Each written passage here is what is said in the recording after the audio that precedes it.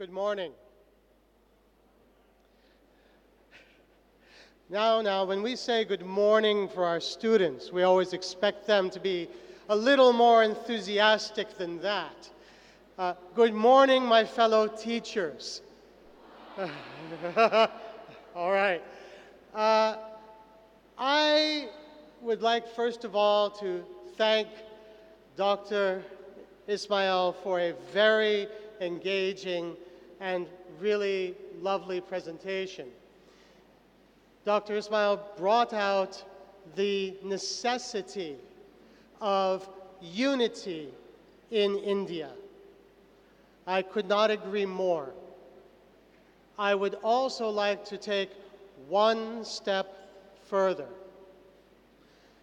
We have not only the union we experience in our country, we also have the union we experience with all mankind. The strength of India is the strength of our global world. If 20% of humanity is Indian, the strength of that 20% is absolutely crucial for the flourishing of mankind. As teachers, 20% of the world over the years will be in your hands, for we all in our lives meet and learn from our teachers. Now, as teachers, of course, we may want to think about the perspective of the educator. We want to say, well, when I go to school, I have the following goal. The goal is that children are there, and the goal is I must teach them. The thing is, children are not placed in our classrooms for us to teach them. Children are not in our classrooms for us to teach them. Children are in our classrooms so that they can learn. The importance in this second formulation is that the child is the future, and it is our job to make opportunities present to the children so that they can learn in a way that prepares them for the future. Now, I have a great gift and you have a great sorrow today. I will be talking twice and in the afternoon as well. And what I would like to do in this first engagement with you, where I have the theme of preparing global learners, I wanted to, at some level, talk about the challenge, the necessity of preparing a global learner. Not just a learner, but a global learner in harmony with all of humanity. And we today have a greater challenge as educators than the previous generations. The world we live in, while in many ways a much more progressive, a much materially richer world than our parents and our grandparents, nonetheless, we have now, for our children, gifted them with a world that is difficult and dangerous to a degree that I don't think humanity has ever seen before. The only way through it is promotion of global unity. Why do I say this is a world that is dangerous? Well, let us consider the challenge before us. How do we describe this world, this environment our children will live in? The acronym people use is VUCA. Terrible looking word. V-U-C-A. In fact, at my home university, we even have a course dedicated to VUCA. It's the VUCA course. What is VUCA? Well, V, the world our children inhabit, is volatile. V, volatile. That means it is always changing. What's true today may not be so tomorrow, and will definitely change again and be different the day after tomorrow. Stability is no longer there. We live in a world of volatility, of change. Even more challenging, for VUCA, we have U, uncertainty.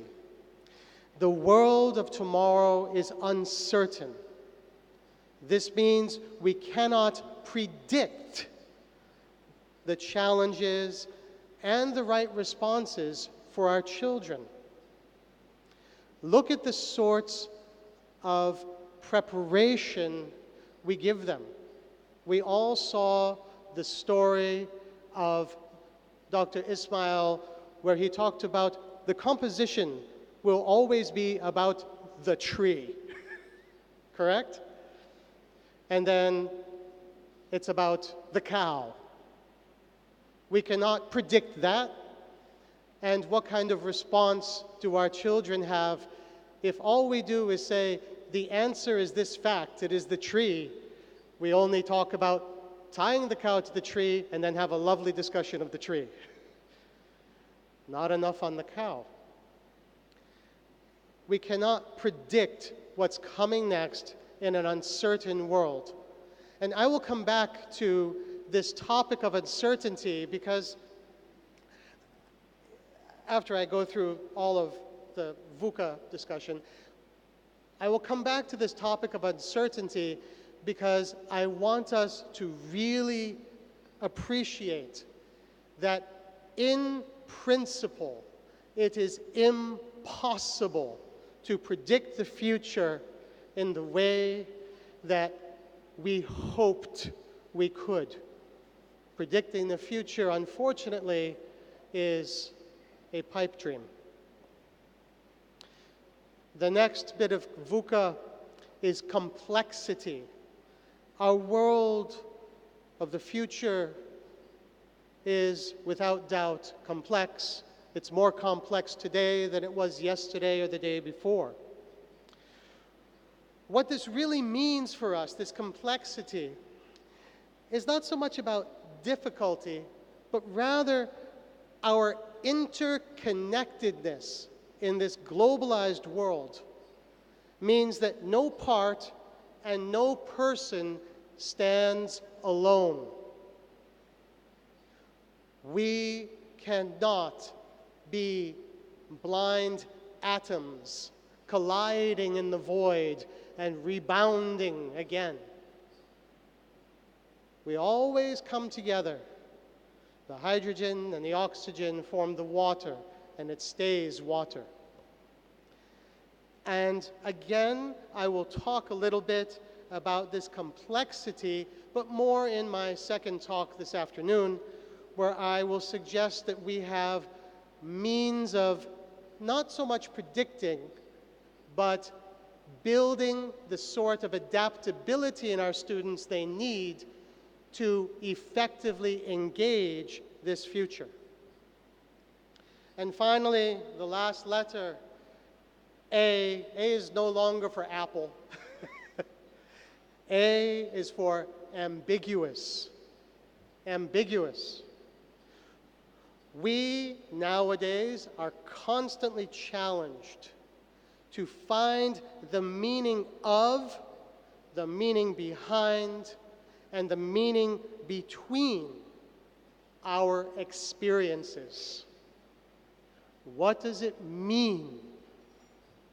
And a foreshadowing for my afternoon talk, or if we have time permitting before our tea break, I will give you an opportunity to experience ambiguity and figure out the meaning of an experience. And in that experience that I will share with you, I will be offering you the opportunity to earn free money. I will be giving away free money.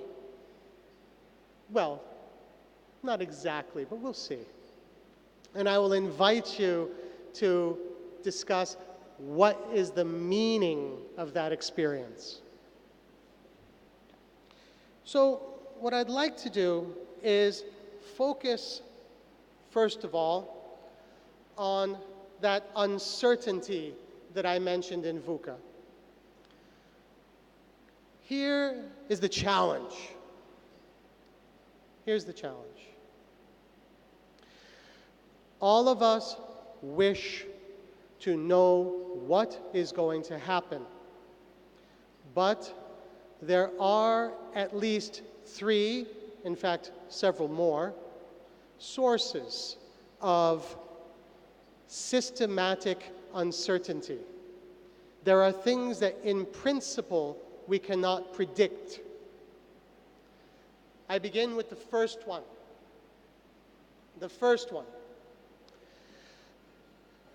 It has a fancy name, but a very simple example.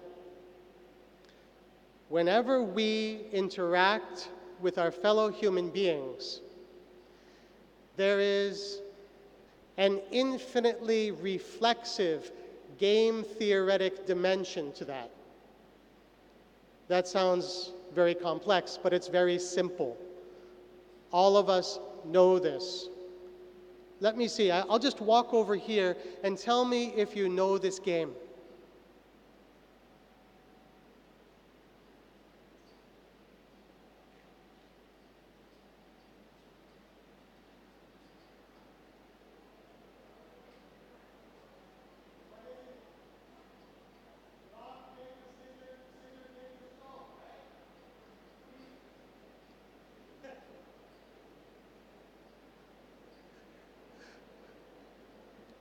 All right. I urge you, if you turn to the person next to you, remember, of course, rock beats scissors, right? Scissors cut paper, and paper covers stone. Yeah? Just to appreciate how this works, could you please turn to a person next to you and play 5 quick rounds of scissor, paper, stone. And then I'll talk about it. Try it. Go ahead. Try it. Try it. Try it. Turn towards each other.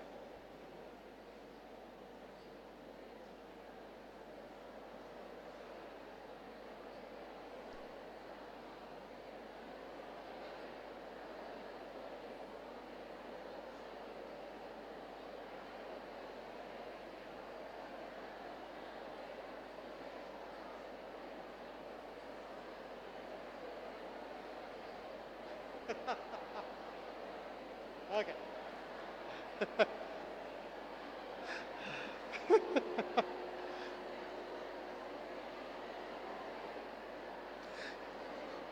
Okay. Now, okay. If you haven't finished your best of 5, hold on, please. I noticed that there's a number of things happening here.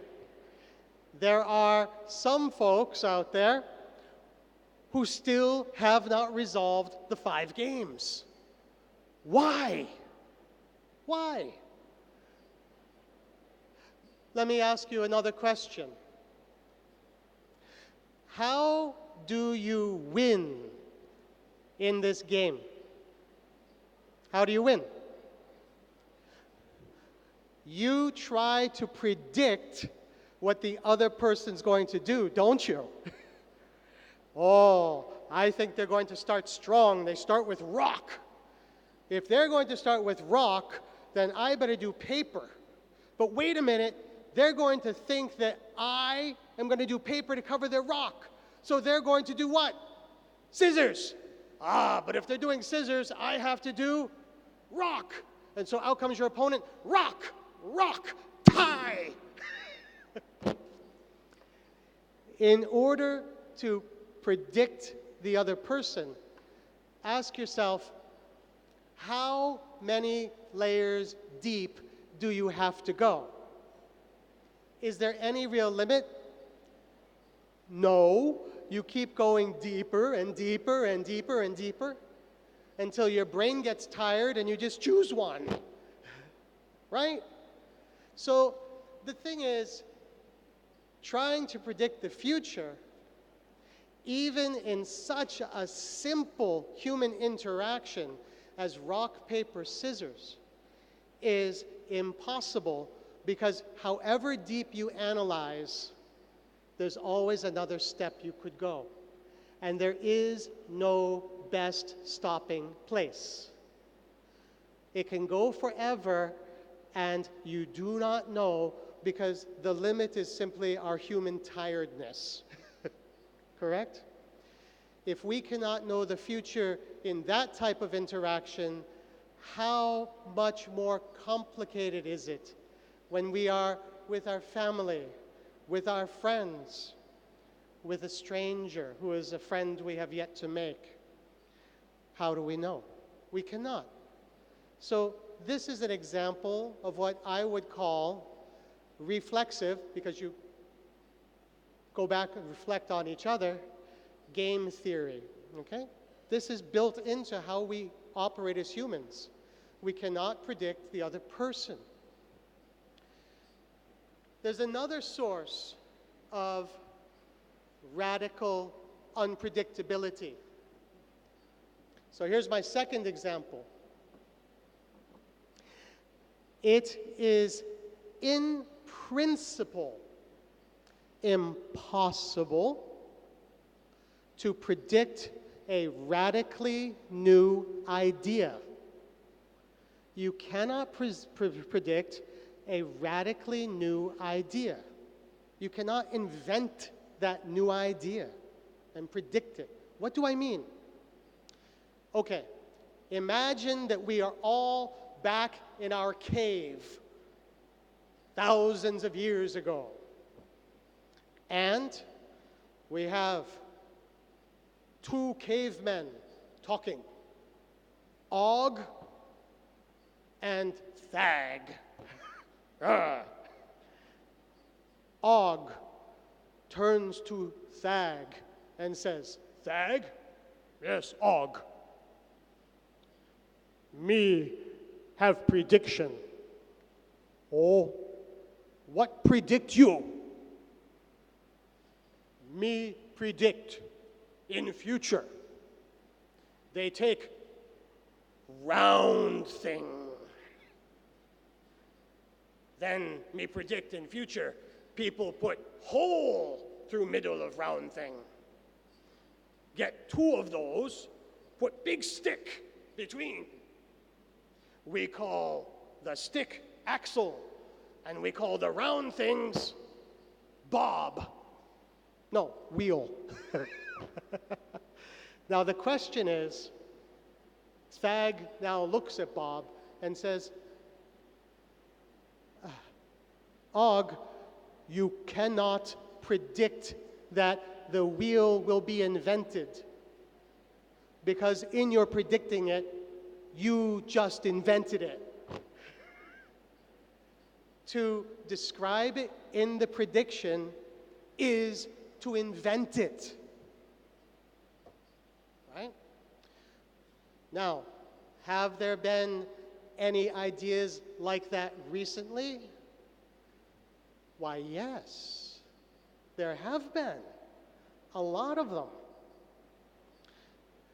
Probably the most impactful idea of recent years would involve Alan Turing's work on the theoretical computability of functions.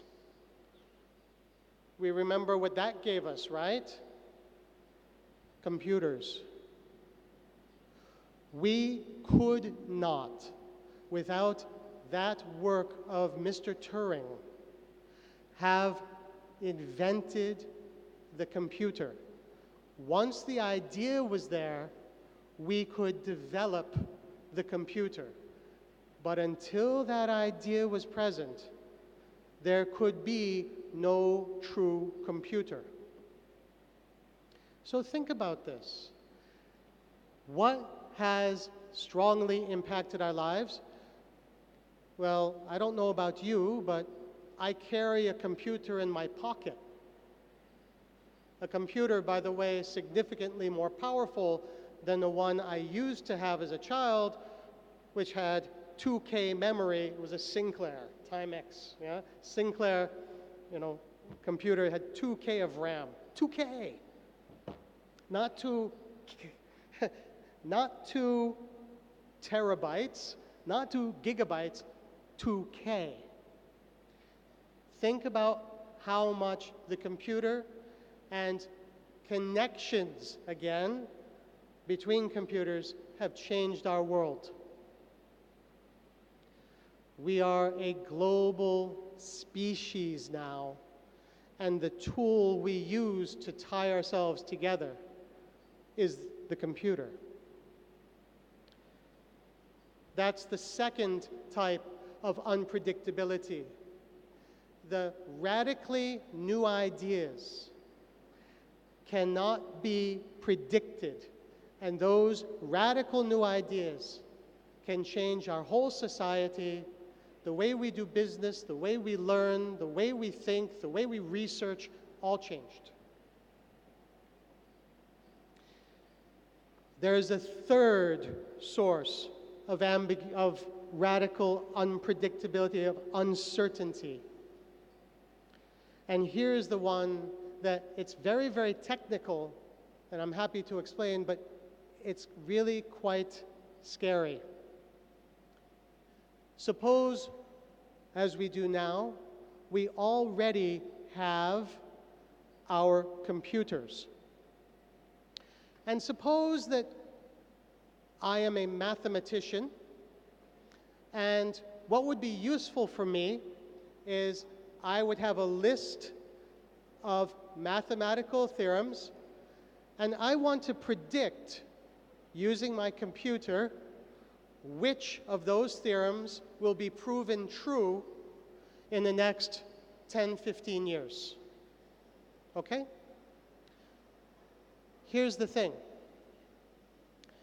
It has now been mathematically proven, and this is by Alonzo Church, that in principle, even computers following a purely deterministic path, no matter what kind of programming they give you, they would never be able to make that prediction.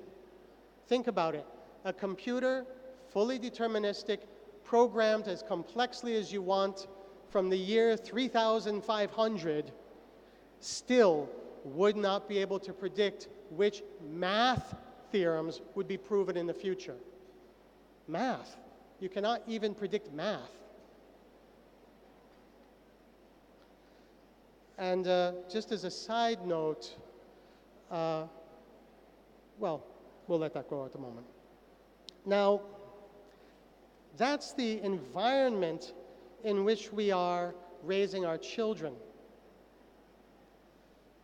I want now to share with you, in maybe another 5-10 minutes, and then we'll call it, I would like to share with you a response to that environment. It's like this. In view of different trends happening in the future of work, the future that our children face, different countries have started engaging the problem of predictability. this uncertainty. Everybody says, okay, we can no longer predict what will be important. And I want to tell a little story then about another hat I wore until quite recently. I worked in Singapore in a government body called IAL. That's the Institute for Adult Learning. It is dedicated to the proposition that the only way to engage in uncertain VUCA environment is through lifelong learning. And the interesting thing there is they came up with a big fund that pays for IAL, and the particular thing I was running, the innovation laboratory, they came up with one fund, and I think deep insight came in giving the name to this fund. It's called Skills Future. The future of lifelong learning is about skills. The future of lifelong learning is skills. How much does, for instance, Singapore believe in this? Well, every year, every citizen in Singapore is given 25,000 rupees, $500 Sing, in order to take courses to help them build up their skills. Every person, every year, 25,000 rupees. And the expectation is that only covers a part of what the person working needs to stay relevant in the future economy. Now, why? Why are they doing this? Well, as I'm going to be talking about in my next talk, I'm going to share with you an example of why I think skills are so important. And I'm going to maybe just point out a couple of things, global trends now, and I'll save the full response for later so we can truly enjoy our tea break. Looks like this. If you look at the way work is developing globally, it's a lot like what we see in the IT industry. Go to Bangalore, what do you see? You see people working very often on contracts. Contracts that last 6 months, 12 months, maybe 18 months. And after they finish the contract, what do? They move to another company and they start another contract, 6 months, 12 months, 18 months. And after a couple of contracts, it is expected that somebody in the IT industry will go take courses, will go take opportunities to develop their skills, maybe over a month or 2 or 3, so that then they can justify and show to their future employers that they should get the next contract. This is an example of what is called the gig economy. It's all short-term jobs. The old days where we could count on working for the same organization for a lifetime are gone. There will still be a civil service, okay. There will still be teachers, okay. but most of our students will not become civil servants and teachers. Already in the United States, 40%, 40% of all jobs are in the gig economy. 40%. That is only going up. That is the uncertain certainty of our children. They will not be able to count on a job and have it be stable. And before we count ourselves lucky, because from an Asian culture, we say, we're fine because my children are going to enter the stable professions. They will become not just, of course, the doctor. They will also maybe become a lawyer or an accountant. And if they become an accountant, a lawyer, a doctor, no worries. They will have a steady job and comfort and security, right? Wrong. At Singapore Management University, we actually have a school of accountancy and a school of law. My prediction is that SMU will probably close its School of Accountancy in 15 years, if not sooner. And the School of Law, which is already the smallest school, will either close or become much smaller. Why? Why? Well, here is the sad fact. Those professions, doctor, lawyer, accountant, they do not rely as deeply on skills as other professions. Those three professions are among the most endangered professions of the future. Think about already what is happening to accountancy. Accountancy has just become bookkeeping.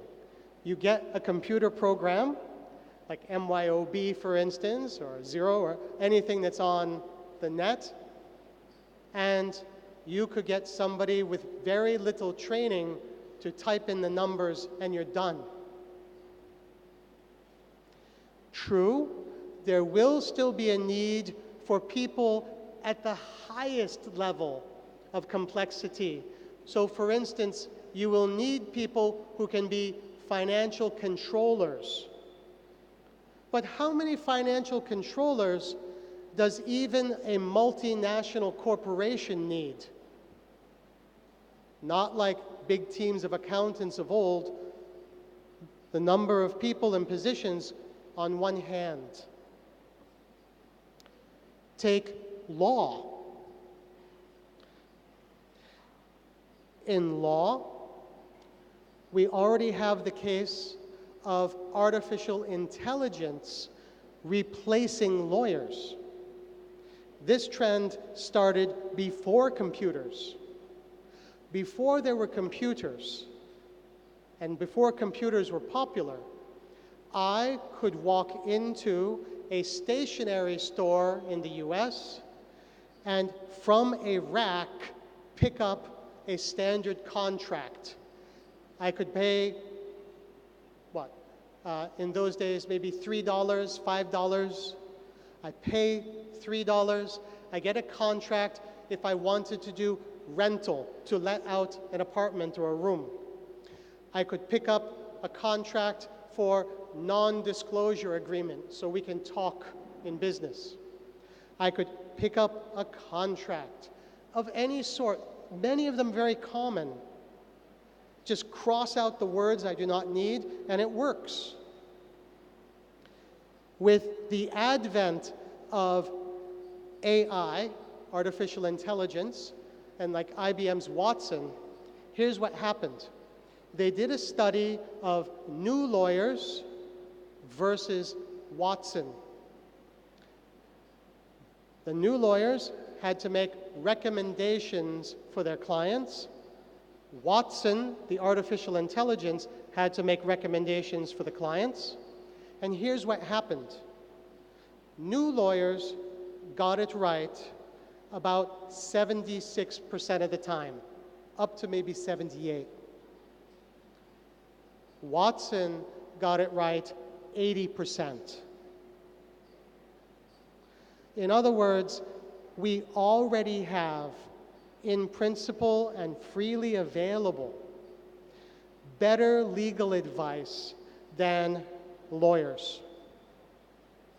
Now again, there will always be a need for these super specialized experts.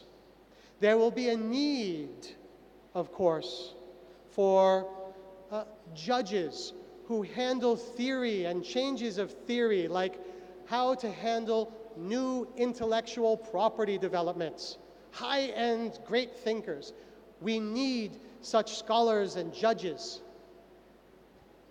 But how many lawyers do we need? Very few. How many judges do we need like that? Very few. Doctors, same thing. You can already type in and get a diagnosis that is going to be right again far more often than not. And the computers can force a diagnostician to take note of factors they might overlook. Doctors, lawyers, accountants, those are dead-end careers. Oh, we'll always need the great surgeons. We'll need the great legal theorists. We'll need financial controllers. We'll need the chief financial officer. And underneath them, you have a box with a screen and you're done. You know why? Because all those endangered professions rely upon factual knowledge. And you know what? Computers are great at facts. They're great. If I have a student who does not know a fact, what do I know? I know that the cell phone battery has died. Why? If you, and people even my generation, if I have to find out a fact, you have to find out a fact, what do you do? What do you do?